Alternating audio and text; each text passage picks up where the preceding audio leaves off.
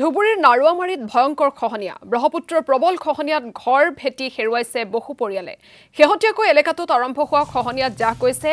নাৰুৱামাৰী প্ৰাথমিক বিদ্যালয় স্থানীয় ৰাইজে নিৰাপদ স্থানলৈ স্থানান্তৰ কৰিছে বিদ্যালয়খনৰ আজবাব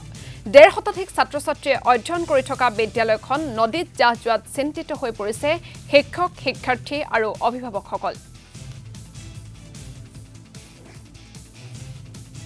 নাম হল এই নাৰামাৰি এলপি স্কুল নদীৰ কবলত পৰিছে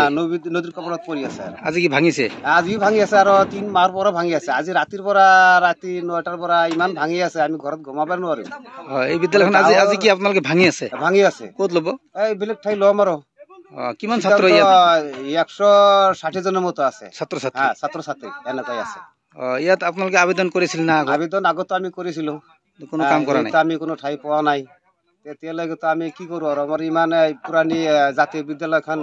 গৰাখনি লৈ যায় আমি বাধ্য হৈছোঁ এতিয়া আমি পৰা বেলেগ ঠাই ল'বৰ বাধ্য হৈছোঁ আৰু